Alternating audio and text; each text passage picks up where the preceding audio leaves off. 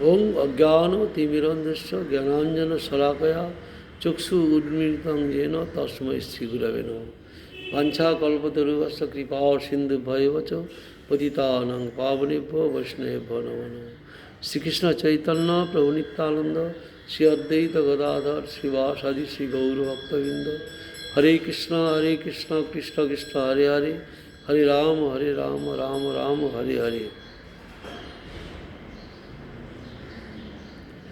ভক্তির সঙ্গে মুক্তির তুলনা করা যাবে না। মুক্তি ভক্তরা চায় না, ভক্তি চায়। এইটাই হচ্ছে আমাদের প্রয়োজন তত্ত্ব। ভক্তি ভজ দাদু সেবা, সেবার মাধ্যমে ভগবানকে আনন্দ দান করা, আর সেবা করে নিজে সেবা সুখ আনন্দ লাভ করা, এইটাই হচ্ছে ভক্তি।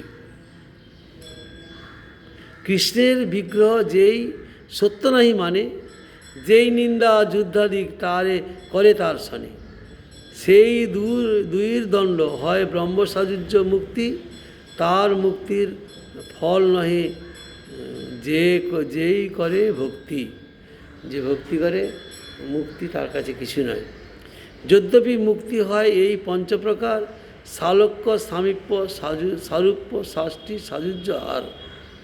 ভগবানের লোকে বাস, ভগবানের সমীপে লোকে বাস, ভগবানের কাছে বাস, আর ভগবানের মতো ঐশ্বর্য, আর ভগবানের মতো রূপ। এই চারটে অনেকে গ্রহণ করে না। আর সাযুজ্য, ভগবানের সঙ্গে মিশে যাওয়া, কেউ গ্রহণ করে না। সাযুজ্য দুই প্রকার: ব্রহ্ম সাযুজ্য ও ঈশ্বর সাযুজ্য। মায়াবাদী বৈদান্তিকের মতে জীবের চরম ফল ব্রহ্ম সাযুজ্য। পাতঞ্জল মতে কৈবল্য অবস্থায় ঈশ্বর সাযুজ্য। এই দুই সাযুজ্যের মধ্যে ঈশ্বর সাযুজ্যে অধিকতর ঘৃণার। ব্রহ্ম সাযুজ্যে নির্বিশেষ জ্ঞান দ্বারা নির্বিশেষ গতি লাভ, কিন্তু সবিশেষ ঈশ্বরকেই ধ্যান করিয়া যে কেবল্য রূপ ঈশ্বর সাযুজ্য লাভ হয়, তাহাই বাসনাদেশে অতিরিক্ত পতনরূপ ফল।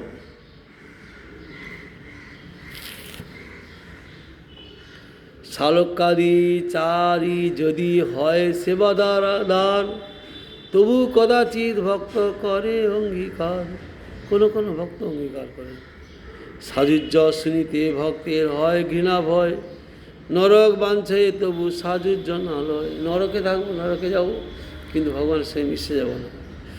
ব্রহ্মে ঈশ্বরের সাযুজ্য দুইত প্রকার: ব্রহ্ম সাযুজ্য হইতে ঈশ্বর সাযুজ্য ধিক্কার, আরও খারাপ। শালক্য, সাষ্টি, সামীপ্য, সারূপ্যৈকত্বমপুত দীয়মানং ন গৃহ্ণন্তি বিনা মত সেবনং জনা।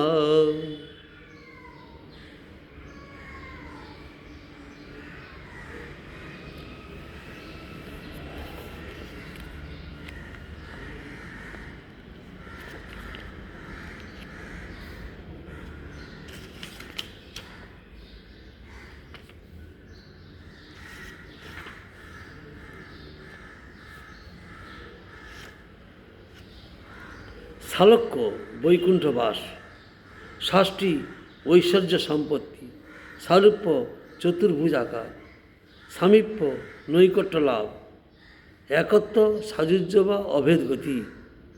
প্রদত্ত হইলেও ভক্তগণ তাহা গ্রহণ করেন না, যেহেতু আমার অপ্রাকৃত সেবা ব্যতীত তাহাদের আর কিছুই প্রার্থনীয় নাই। প্রভু কয়ে মুক্তি পদের আর অর্থ হয়, মুক্তিপদ শব্দে সাক্ষাৎ ঈশ্বর কহে। মুক্তিপদে যার সেই মুক্তিপদ হয়, কিংবা নবম পদার্থ মুক্তির সমাশ্রয়ে।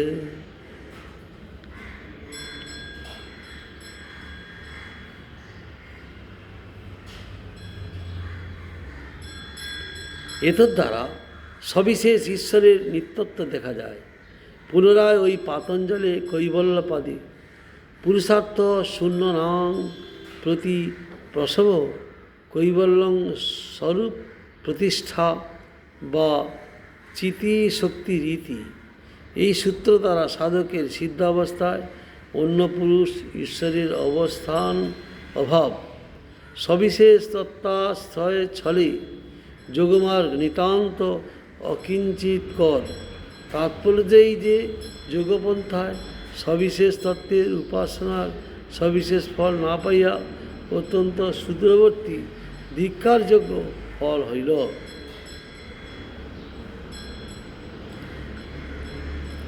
যাহার চরণে মুক্তি আছে তিনি মুক্তিপদ অর্থাৎ দশম পদার্থ শ্রীকৃষ্ণ, অথবা নবম পদার্থ যে মুক্তি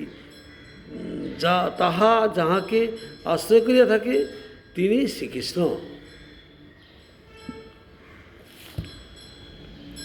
দুই অর্থে কৃষ্ণ কহি কেনে পাঠ ফিরি, সার্বভৌম কয়ে ও পাঠ কহিতে না পারি।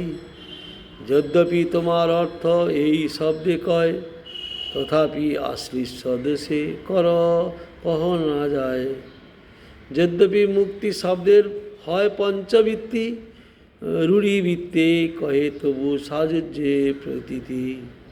মুক্তি শব্দ কহিতে মনে হয় ঘৃণাক্লাস, ভক্তি শব্দ কহিতে মনে হয় তো উল্লাস।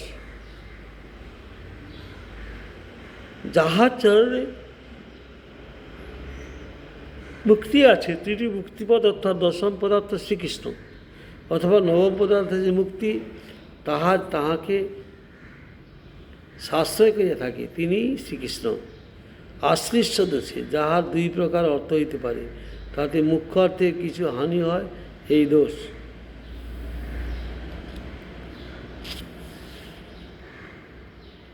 যদ্যপি তোমার অর্থ এই শব্দে কয়, তথাপি আশ্লিষ্ট দোষে কহ না যায়। যদ্যপি মুক্তি শব্দের হয় পঞ্চবৃত্তি, রুধির কহে তবু সাজুজ্যে প্রীতিতে। মুক্তি শব্দ কহিতে মনে হয় ঘৃণায় ত্রাস, ভক্তি শব্দ কহিতে মনে হয় তো উল্লাস। মুক্তি শব্দে ঘৃণা লাগে, ভালো লাগে না, ত্রাস হয়। আর ভক্তির কথা বললে উল্লাস হয়, মনের মধ্যে আনন্দ আসে, আনন্দে থাকে। শুনি হাসেন প্রভু আনন্দিত মনে, ভট্টাচার্য কহিল প্রভু দৃঢ় আলিঙ্গনে। মহাপ্রভু আনন্দে আসছেন, কারণ শরণ ভট্টাচার্য নিরাকার ব্রহ্মের ভজন করতেন, মায়াবাদী। তাকে মহাপ্রভু কৃপা করলেন, তিনি শ্লোক রচনা করেছেন। বৈরাগ্য বিদ্যা নিজ ভক্তি যোগ শিক্ষার্থ মেক পুরুষ পুরাণ, শ্রীকৃষ্ণ চৈতন্য শরীরধারী কৃপাম অধিজস্তম। বৈরাগ্য বিদ্যা নিজ ভক্তি যোগ শিক্ষা দেওয়ার জন্য শ্রীকৃষ্ণ চৈতন্য নামধারী মহাপুরুষ এসেছেন। তাকে আমি শরণাগতি তার চরণে নিজেকে সমর্পণ করি। তাহলে তিনি কীরকম ছিলেন, এখন মহাপ্রভুর সঙ্গ নিয়ে তিনি আজ শুদ্ধ ভক্তিতে পরিণত হয়েছেন। তাই মহাপ্রভু আনন্দ করছেন। যেই ভট্টাচার্য পড়ায় মায়াবাদে, তার হইছে বাক্য স্ফুরে চৈতন্য প্রসাদে। যেই ভট্টাচার্য পড়ায় মায়াবাদ তিনি পড়াইতেন, তার হইছে বাক্য স্ফুরে চৈতন্য প্রসাদে। লোহাকে যাবৎ স্পর্শী হেন নাই মনে, তাবৎ স্পর্শমণি কেউ চিনিতে না পারে। লোহা স্পর্শমণি পাশাপাশি থাকে, কিন্তু স্পর্শমণির সংস্পর্শে লোহা স্পর্শমণিতে পরিণত হয়, কিন্তু কেউ চিনতে পারে না। ভট্টাচার্যের বৈষ্ণবতা দেখি সর্বজন, প্রভুকে জানিল সাক্ষাৎ ব্রজেন্দ্র নন্দন। ভট্টাচার্যের বৈষ্ণবতা দেখে সবাই ভাবছেন যে প্রভুকে জানিল সাক্ষাৎ ব্রজেন্দ্র। এই ব্রজেন্দ্র ভগবানের সঙ্গ পেয়ে শরণ ভট্টাচার্য আর শুদ্ধ ভক্তির পথে অগ্রসর হয়েছেন, শুদ্ধ ভক্ত হয়েছেন।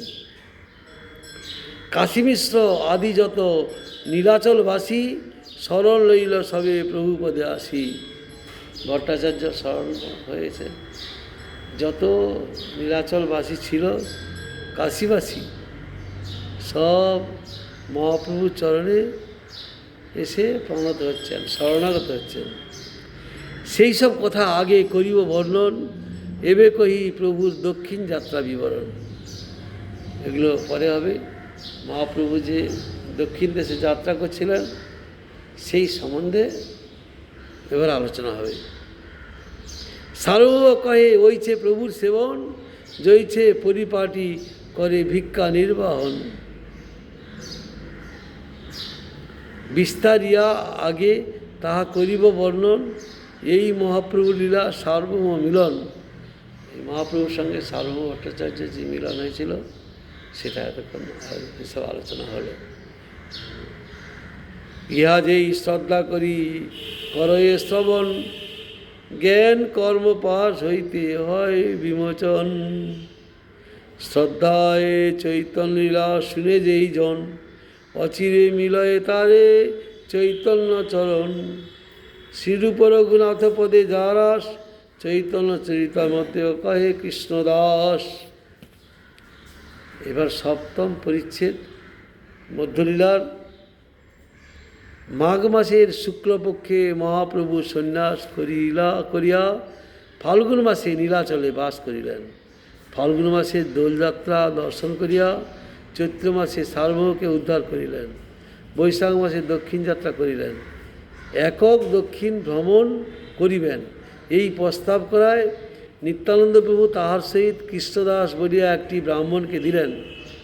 গমন সময়ে সার্বভৌম প্রভুর সহিত চারিখানা কৌপিন বহির্বাস দিয়া রামানন্দ রায়ের সহিত গোদাবরী তীরে সাক্ষাৎ করিতে অনুরোধ করিলেন। অরণ্যনাথ পর্যন্ত নিত্যানন্দ প্রভুর প্রতি কয়েকটি ভক্ত প্রভুর সঙ্গে গিয়াছিলেন।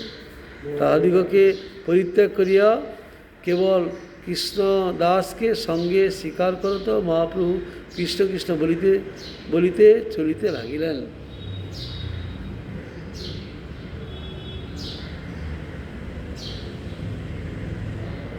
যে গ্রামে রাত্রিবাস করেন তথায় শরণাগত ব্যক্তিকে শক্তি সঞ্চার করিয়া সর্বদেশকেই বৈষ্ণব করিতে আজ্ঞা দেন। মহাপ্রভুর সঙ্গে যেখানেই যাকে দেখা হয় তাকে তিনি শক্তি সঞ্চার করেন, আবার যাকে শক্তি সঞ্চার করছেন তিনি আমার আরেকজনকে শক্তি সঞ্চার করছেন। এইভাবে ভক্ত সংখ্যা বৈষ্ণব করছেন। তাহারা আবার অন্যান্য লোককে ভক্তি শিক্ষা দিয়া অন্যান্য গ্রামে ভক্ত সংখ্যা বৃদ্ধি করিতে লাগিলেন। মহাপ্রভু যাকে দিয়েছেন তিনি আবার এক গ্রামে যেয়ে আরেকজনকে দিচ্ছেন। এইরূপে কুর্মস্থানে উপস্থিত হইলে তথায় কুর্ম নামক ব্রাহ্মণকে কৃপা করিলেন এবং বাসুদেব নামক বিপ্রকে গলিত কুষ্ঠ রোগ হইতে উদ্ধার করিলেন। বাসুদেবকে উদ্ধার করিয়া বাসুদেবামৃতপদ বলিয়া প্রভুর একটি নাম হইল। ধন্যং তং নৌমি চৈতন্যং বাসুদেবং দয়ার্ধধি, নষ্ট কুষ্ঠং রূপপুষ্টং ভক্তি তুষ্টং চকারজ। যিনি দয়ার্ধ বুদ্ধি হইয়া বাসুদেব নামক ভক্তকে কুষ্ঠরোগ হইতে মুক্ত করিয়া সুন্দর রূপে পুষ্ট করত ভক্তি তুষ্ট করিয়াছিলেন, সেই ধন্য চৈতন্যদেবকে আমি নমস্কার করি।